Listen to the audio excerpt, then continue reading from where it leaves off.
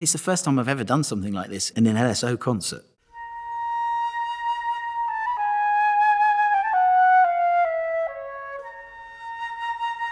Syrinx is one of those pieces that kind of changes everything. It's composition and everything. Everybody's got a slightly different opinion on it, but it was definitely written as music for a play, and it was written in different sections and all being put together, and it was lost and everything. But I mean, all of that is kind of immaterial.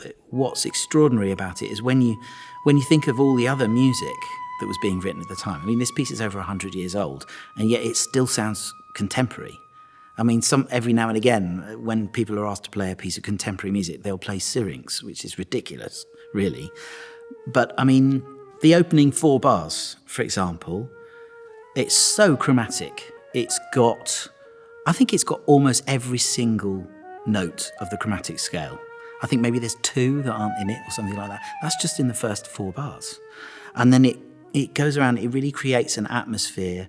And Debussy is really precise about what he asks for in his rhythm and stuff like that. We used to work a lot with Pierre Boulez, and whenever we did Debussy, he wouldn't let you just kind of do this thing. You know, Debussy often gets lumped in with Impressionism.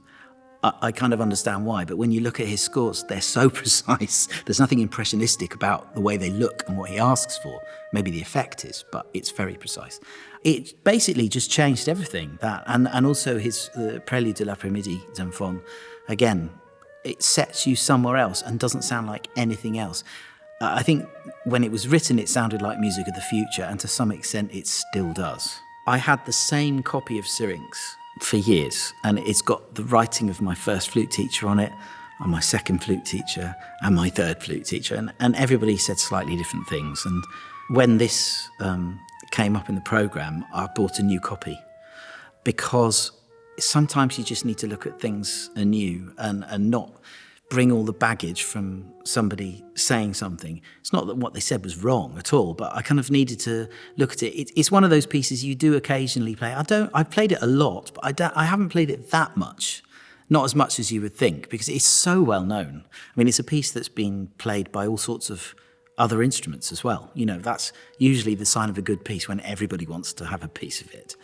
It's got a big range of dynamics. It goes from pianissimo up to fortissimo, and it's just you on your own, and it's a big hall to fill. So it'll be an interesting start to a concert. You know, when you play the prelude, it's just solo flute, but only for 4 bars, and then everybody joins in. This is just solo flute for the whole piece. So it's a completely different thing, and it's the first time I've ever done something like this in an LSO concert. So it'll be interesting.